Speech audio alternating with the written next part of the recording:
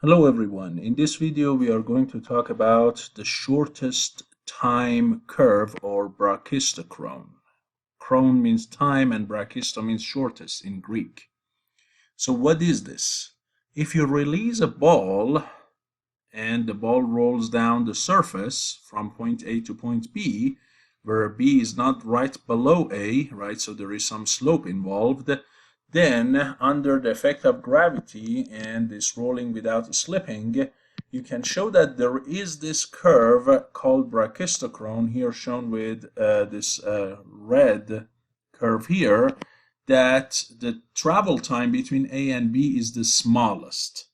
You might think that the shortest, the fastest travel is from A to B is through a straight line because that's the shortest distance. But shortest distance does not necessarily mean shortest time. Okay, so here we assume that the coordinates of point A is 0 and 0, and the coordinates of point B is A and H. So the horizontal distance is A, and this vertical distance is H. And again, it's rolling without slipping. The ball is only under the gravity. And let's say it's starting from rest. Okay, so originally there is no momentum. The ball is starting from rest. So work energy says that K2 minus K1, the change in kinetic energy, equals the total work done on the particle. Now here K1 is 0, K2 is 1/2 mv squared, and the total work on the object is the only thing that is doing work on the object here is gravity. And since the object goes down, the work of gravity is positive, so that's going to be equal to positive mgy. So at any point here, if we call this distance y and the velocity at that point we call it v, we can relate 1/2 mv squared to mgy. From here we can find velocity as a function of what? Y square root 2gy. Yeah? Now here we can find the travel time. The travel time is going to be what? It's going to be the integral of dt. And for dt, I write it as ds over dt, right? So we can simplify this to get that. Now this ds over dt is v. So another way to write dt is ds over v. Now ds, you know the formula for ds is square root of dx squared plus dy squared. And if you factor out a dx squared and bring it out, you get this.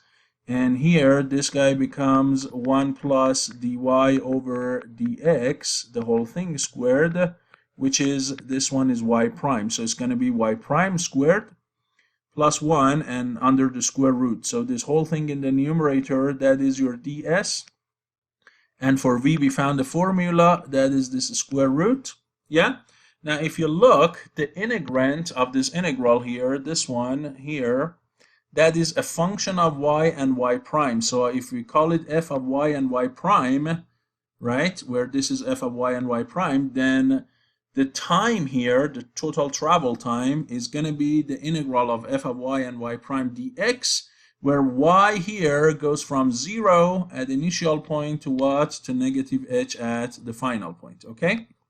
Now this here, as you can see, the input to this function, which gives you the total time, the input of it is a function itself. So the input is y as a function of x, and the output is a number. So this one is actually a what? It's called the function of a function, or mathematically we call it the functional, right? And so here, in order to find the minimum of this travel time, we need to find the function y of x for this curve, that if we provide it, that gives you the smallest travel time. So the unknown here is a function that provides the minimum of that functional.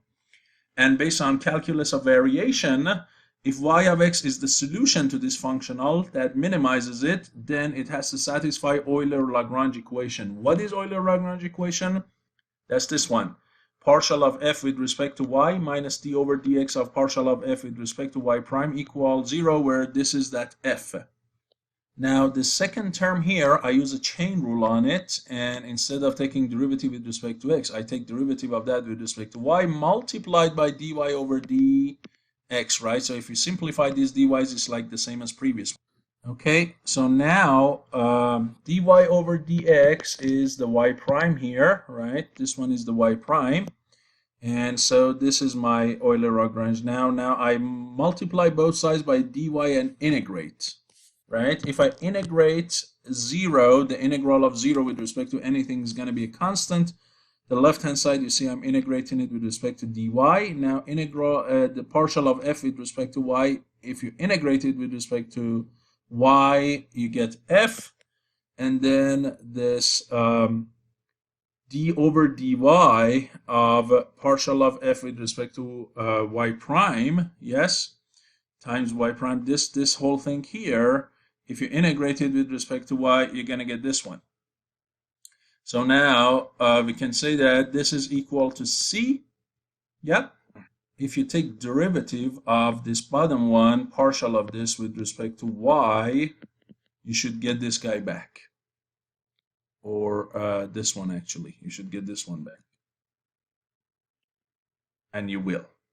Because y prime has no derivative with respect to y. Partial. So you're going to get this guy. Now, here, for this partial of f with respect to y prime, from this formula, we calculated it's a square root.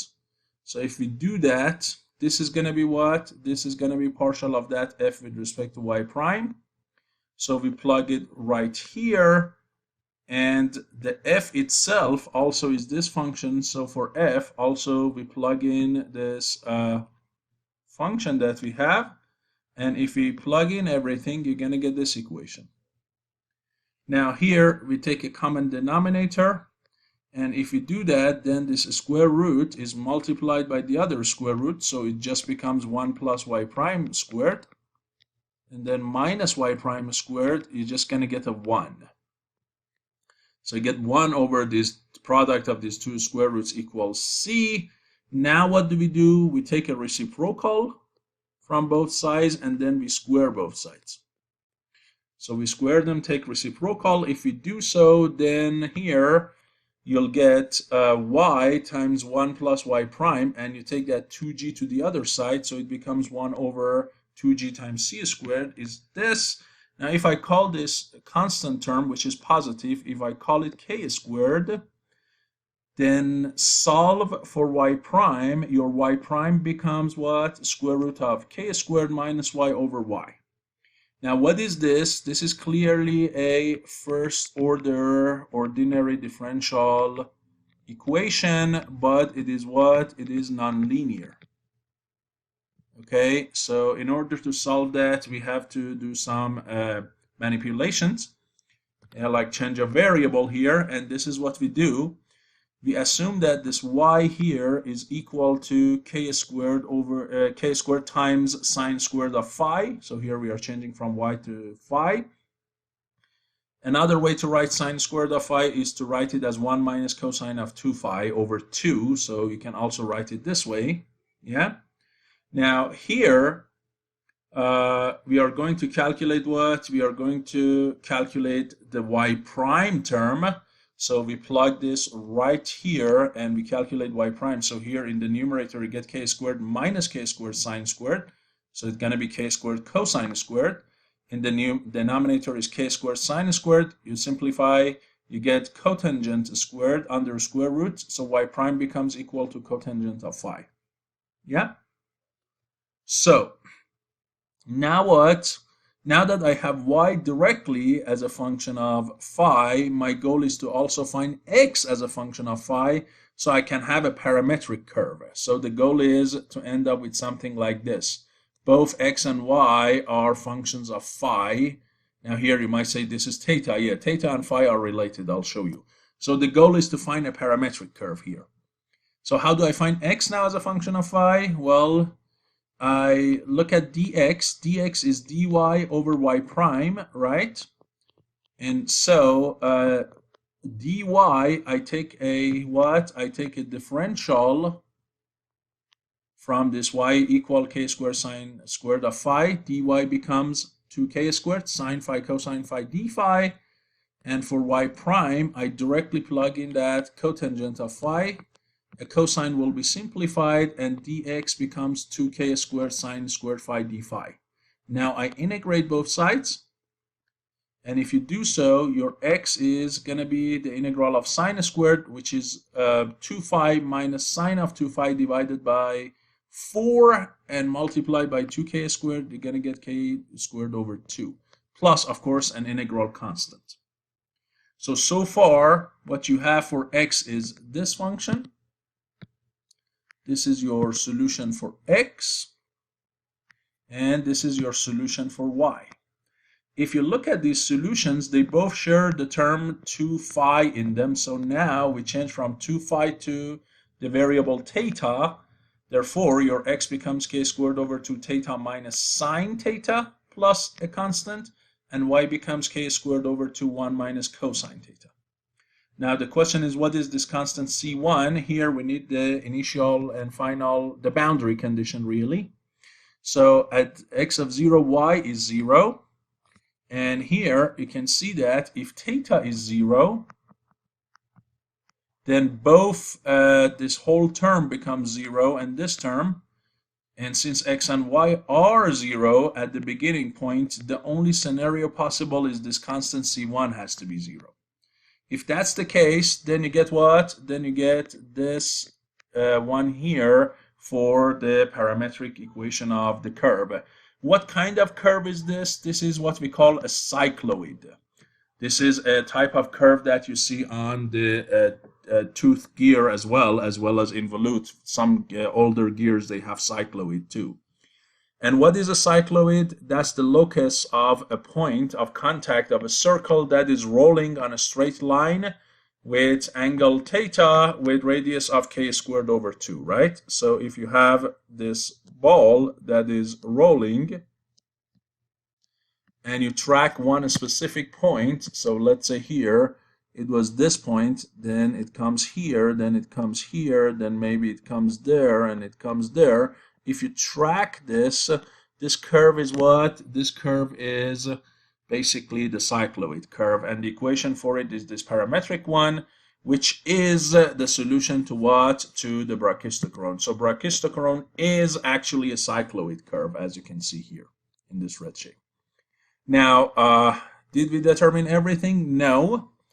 We also need to find k, because k itself is a function of this unknown c. If you remember, k is a function of this unknown c, which is the constant of another integration. So we need to find that, and we will. But before that, you might say, well, we found the parametric equation for Brachistochrone. Is there any direct, explicit relation between x and y? Yes, you can find it if you want to. How? So from this bottom equation, you solve for cosine of theta. If you do so, cosine theta becomes 1 minus 2y over k squared. Once you know cosine theta, you can use r cosine and find theta itself. And then you can find sine of theta, which is the square root 1 minus cosine theta. Now that you know theta and sine theta, you plug them directly into the x formula and you eliminate theta. And so you get this relation here, which is actually, if you look, x as a function of y. So the equation that you'll find is x as a function of y, not y as a function of x. Can I find the inverse of this? Well, it's not as easy as you think, because the y itself is showing in this r cosine and it's showing under the square root. So finding y as a function of x is not as easy, but x can be explicitly found as a function of what? Y. So this is the Brachistochrone explicit function. Now, as I said, we need to find this constant k. We need another boundary condition, which we have. At x of a, y equals negative h. So here we plug in a, and for y we do negative h. If we do so, we get this equation. And here we need to solve this for what? For k, because a is known and h is known. The unknown is k, but the problem is k appears in 3 different places. So it appears in the numerator, square root of it, appears in the denominator of cosine inverse, and in the denominator of the square root. So the only way to solve this, if you know a and h, is numerical solution. But once you find this k, you plug it back here, and you have your perfect what? Brachistochrone. So this is the theory behind it. Now I'm going to show you a video of the 3D printed Brachistochrone that I have here in my office. And you're going to see that if I roll down a marble from both of them at the same time, the marble in Brachistochrone is going to reach the end a lot faster than the straight line. And by the way, you might say, what if I use any other curve? Because here, the reason you think that Brachistochrone is faster is initially the slope of it is larger, so it gives it a faster acceleration, right? And that's the reason this one gets here, right? So here, if you look at these two velocities, the Brachistochrone one has a bigger velocity. So you might say, what if I make the slope even bigger than Brachistochrone, right? Would that gonna make it faster? No, because yes, initially it gives it more faster speed, but then here in this portion that it goes uphill, you have deceleration. And so here in this black curve, you have a lot more deceleration. So it's a fine tuning between the amount of acceleration and deceleration. For the line, it's all acceleration, but it's not super large. Okay, so this Brachistochrone is the one that provides the optimal acceleration deceleration, and it reduces the time to its minimum. Okay, and one other thing is once you find your ideal y of x, if you plug it into this functional, then you can also get what? The minimum time of travel, right? So you just plug it in here, and this one will give you the travel time. Okay, so here I have the Brachistochrone and the straight line, and they both go downhill. And here I have two marbles, and I'm gonna have a competition. So you see which one of them will get downhill faster, okay? And I'll try to release them at the same time as best as I can. So you can see, okay, 1, 2. Did you see? That the one on the blue curve, or the Brachistochrone, got to the bottom much, much faster than the one on the straight line here.